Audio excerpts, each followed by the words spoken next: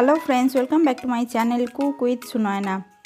আজকে আমি স্যান্ডউইচের রেসিপি নিয়ে এসেছি।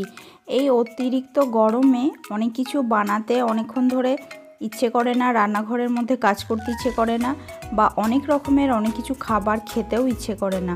তো তাই আমি ব্রেকফাস্ট কিংবা বাচ্চাদের স্কুলের টিফিনে চটজলদি কীভাবে স্যান্ডউইচ বানাবেন এবং ভেজ স্যান্ডউইচ এবং এর স্বাদটাও কীরকম অসাধারণ হবে সেটা দেখলে আজকের ভিডিও বুঝতে পারবেন। তাহলে শুরু করি। আজকে যেহেতু আমি ভেজিটেবল স্যান্ডউইচ বা ভেজ স্যান্ডউইচ বানাচ্ছি, তো তার জন্য আমি এখানে কিছু সবজি রেখেছি। এর মধ্যে গাজর, ক্যাপসিকাম, কাঁচা লঙ্কা, বাঁধাকপি, আর এখানে ধনেপাতা কুচি কিছুটা রেখেছি। গাজরটা গ্রেট করা রয়েছে, বাঁধাকপিটা জিরি করে কেটে নিয়েছি। তো আমি মোটামুটিভাবে আমার পছন্দসই কোয়ান্টিটিতে এগুলো রেখেছি। আপনারা আপনাদের পছন্দ মতো কোয়ান্টিটি প্রয়োজন মতো রাখবেন। আর যদি চান তো পেঁয়াজ অ্যাড করতে পারেন। আমি যেহেতু লাঞ্চ বক্সেও এটা প্যাক করতে পারবেন, পেঁয়াজ দিলে এই গরমের মধ্যে খুব তাড়াতাড়ি নষ্ট হয়ে যায়, তো তাই আমি এখানে পেঁয়াজ এবং রসুনের ব্যবহার করিনি, এ দুটো স্কিপ করেছি। কিন্তু সঙ্গে সঙ্গে বানাতে চাইলে এ দুটোকেও আপনারা কিন্তু অ্যাড করতেই পারেন। এবার আমি পরবর্তী উপকরণগুলো আপনাদেরকে দেখিয়ে দেব। এখানে আমি কিছু সবজি রেখেছি পছন্দসই, যেগুলো আমি মোটামুটিভাবে পেয়েছি। আপনারা চাইলে আরও কিছু সবজি অ্যাড করতে পারেন, যেমন কালারিং বেল পেপারস অ্যাড করতে পারেন, বা সুইট কর্নকে বয়েল করেও কিন্তু অ্যাড করতে পারেন। আর না চাইলে কিছু সবজিকে কাটও করতে পারেন। তো এবার যেটা করব, সমস্ত সবজিকে একটুখানি সতে করে নেব। এর মধ্যে তার জন্য কড়াই বসিয়ে নিয়েছি। কড়াইয়ের মধ্যে 1 টেবিল স্পুন পরিমাণে বাটার দিয়ে দিচ্ছি। এটা বাটারে বানালেই সবথেকে ভালো লাগবে। আপনারা যদি চান অলিভ অয়েল কিংবা হোয়াইট অয়েল যে কোনো তেলেতেও বানাতে পারেন। এর মধ্যে 1/2 টিস্পুন পরিমাণে গোটা জিরে দিয়ে দিলাম, আর এখানে 1/2 টিস্পুন পরিমাণে আদা বাটা দিচ্ছি। আমি বাটা দিয়েছি, আপনারা একদম ছোট মিহি করে কুচিও দিতে পারেন কিংবা গ্রেট করে নিয়েও আদাটাকে দিতে পারেন। আর যেহেতু আমি পেঁয়াজ এবং রসুনের ব্যবহার করছি না, আপনারা সঙ্গে সঙ্গে ইনস্ট্যান্ট বানিয়ে খেলে এর মধ্যে রসুন কুচিও কিছুটা 1/2 টিস্পুন মতো অ্যাড করে দিতে পারেন। তো এটা ছিটকাচ্ছে, তো তার জন্য আমি এখানে সল্ট বা লবণ দিয়ে দিলাম স্বাদ অনুযায়ী কিছুটা, তাহলে যে ছিটকে আসাটা বন্ধ হয়ে যাবে। লবণটাকেও খুব ভালো করে মিশিয়ে নিচ্ছি। আর এই বাটারের মধ্যেই আমি কি করব, সমস্ত ভেজিটেবলসগুলো দিয়ে দেব। আমি এখানে সমস্ত ভেজিটেবলসগুলোকে দিয়ে দিচ্ছি, শুধুমাত্র এখানে ধনেপাতাটাকে বাদ দিয়ে। ধনেপাতাটা একদম শেষে দেব। সমস্ত ভেজিটেবলসগুলোকে একটুখানি সতে করে নেব যাতে কাঁচা ভাবটা চলে যায়। কাঁচা লঙ্কাটাও আমি দিয়ে দিলাম। বাচ্চাদের জন্য যদি বানান তো কাঁচা লঙ্কাটা অ্যাভয়েড করতে পারেন, বা একদম আরও কম পরিমাণে দিতে পারেন, যেটা আপনাদের সুবিধা। আপনার বাচ্চা যেরকমভাবে খেতে ইচ্ছা করে সেভাবে করবেন। তো গরমকালে এই সমস্ত ভেজিটেবলসগুলো কিন্তু খুব একটা ফ্রেশ পাওয়া যায় না, তো সেই কারণে একটুখানি হালকা সতে করে নিলে এটা কিন্তু ভালো হয়। ধীরে ধীরে এটা নাড়াচাড়া করে নেব। সতে করা মানে কিন্তু একদম সেই তেলে ফ্রাই করার মতো কিন্তু নয়, অনেক বেশি তেল দিয়ে। জাস্ট এই যে কাঁচা ভাবটা সেটা সম্পূর্ণভাবে চলে যাবে, সেই রকম পর্যন্ত সময় নিয়ে এটাকে ফ্রাই করতে হবে বা সতে করতে হবে। জাস্ট জলটা একটুখানি ড্রাই হয়ে যাবে। যদি শীতকালে বানান আপনারা কিন্তু একদম ফ্রেশ ভেজিটেবলসগুলো নিয়েও কিন্তু এটা বানাতে পারেন, এই প্রসেসটা আপনারা স্কিপ করতে পারেন। তো এবার আমি এখানে দিয়ে দিলাম 1 টিস্পুন পরিমাণে চিলি ফ্লেক্স। আবারও বললাম, বাচ্চাদের জন্য হলে এটা স্কিপ করতে পারেন। আর অরিগ্যানো দিয়ে দিলাম 1/2 টিস্পুন পরিমাণে। যদি অরিগ্যানো না থেকে থাকে অরিগ্যানোটাও স্কিপ করতে পারেন, কিন্তু অরিগ্যানোটা দিলে ফ্লেভারটা খুব সুন্দর আসে এবং খেতেও সুন্দর লাগে। তো আমি আবারও বলে দিচ্ছি, পেঁয়াজের ব্যবহার করিনি যেহেতু লাঞ্চ বক্স রেসিপি।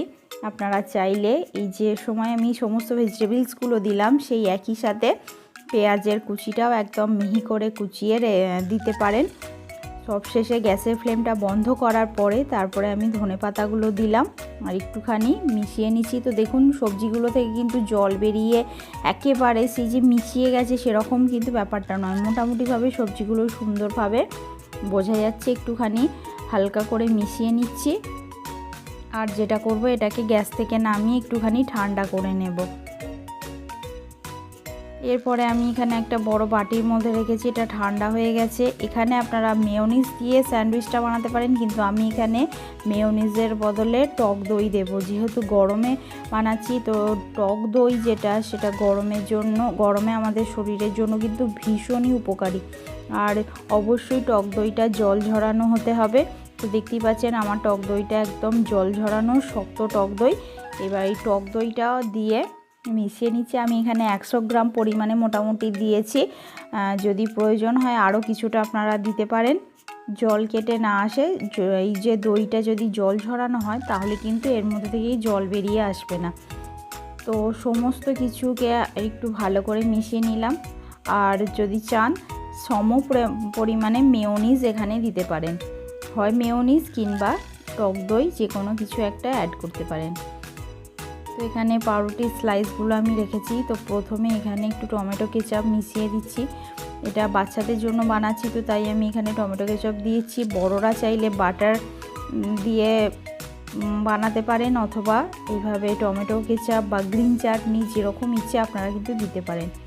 উপর থেকে এই যে ভেজিটেবলসের যে স্টাফিংটা সেটা আমি মাঝখানে দিয়ে দিচ্ছি। এরপর আমি এখানে একটা চিজ স্লাইস দিয়ে দিচ্ছি, আর তারপরে ওপর থেকেই একটা ব্রেড দিয়ে দিলাম। তো আমার একটা স্যান্ডউইচ রেডি হয়ে গেল। এবার এটাকে টোস্ট করে নেবার পালা। এখানে আরও একটি স্যান্ডউইচ আমি বানিয়ে নিচ্ছি একই প্রসেসে। এখানে চাইলে আপনারা একটাতে টমেটো কেচাপ আর একটার দিকে গ্রিন চাটনি অ্যাড করতে পারেন, বা যদি আপনার বাড়িতে ছানা বা পনির গ্রেট করেও এই ভেজিটেবলসের সঙ্গে অ্যাড করতে পারেন, তাহলেও কিন্তু স্বাদটা অনেকটাই ভালো আসে। তো যেভাবে ইচ্ছে আপনারা এটা কিন্তু বানিয়ে নিতে পারেন। গরমে এটা চটজলদি বানানো যাবে এবং হেলদি, আর বেশি ভেজিটেবলস আছে এর মধ্যে, সেই জন্য এটা সবজি এর মধ্যে বেশি মশলা না থাকার জন্য এটা অনেকটাই সুস্বাদু। এবার যেটা করব, এই যে টোস্টের ওপরে কিছুটা বাটার দিয়ে দেব। তো আমার বাটারটা ফ্রিজে ছিল বলে সম্পূর্ণ মেল্ট হয়নি। আমি যেটা করব, এই যে বাটারের টুকরোটা ওপরে দিলাম, আর এই দিকটাকে এখানে চাটুর নিচের দিকে দিয়ে দেবো, তাহলে সহজেই এটা মেল্ট হয়ে এখানে কিন্তু এর মধ্যে মিশে যাবে এবং সুন্দরভাবে কালারটা আসবে। আর এই যে অন্য দিকটা, এই দিকটাকেও আমি বাটার আগে থেকে লাগিয়ে রাখছি। এই দিকটাকেও কিন্তু আমি এইভাবে যখন উল্টে দেব তখন এই দিকটাও সুন্দরভাবে কালারটা আসবে। তো দু পিঠ সুন্দর করে টোস্ট করব। তো আমি একটুখানি উল্টে দিচ্ছি। তো দেখুন বাটারটা মেল্ট হয়ে সুন্দর কালার এসে গেছে। এটাকেও আমি এইভাবে মেল্ট করে দেব। আরেকটা যে স্যান্ডউইচ রয়েছে, তো দুদিকটাই এইভাবে ধীরে ধীরে সুন্দর করে কালার আসা পর্যন্ত মেল্ট করে নেব। এখানে চিজটা ধীরে ধীরে হিট পেয়ে মেল্ট হয়ে যাচ্ছে। গ্যাসের ফ্লেমটা এই সময় অবশ্যই লো করে রাখবেন, বা মিডিয়াম করে রাখতে পারেন, কিংবা লো টু মিডিয়াম, লোর দিকে রাখলেই ভালো। হাই ফ্লেমে করবেন না, তাহলে কিন্তু একেবারে পাউরুটিটা জ্বলে যাবে। তো যতক্ষণ এই যে ক্রিস্প ভাবটা আসবে এবং সুন্দর কালার আসবে, ততক্ষণ পর্যন্ত এই দু পিঠ অল্প আঁচে ধীরে ধীরে এইভাবে প্রেস করতে থাকবেন আর এইভাবে সেঁকতে থাকবেন। এটা করলে এই যে ব্রেডগুলো খুব সুন্দর ক্রিস্পি হয়। কালার এসে গেছে, আমি দুটোকে উঠিয়ে নিচ্ছি। আর এই পদ্ধতিতে আরও কিছু আমি স্যান্ডউইচ এইভাবে টোস্ট করে নেব, স্যান্ডউইচ বানিয়ে নিচ্ছি। একটা তুলে নিলাম, আরেকটা এটাও হয়ে গেছে, তুলে নিচ্ছি। তো আমি কেটে দেখিয়ে দিচ্ছি আপনাদের কত সুন্দর হয়েছে।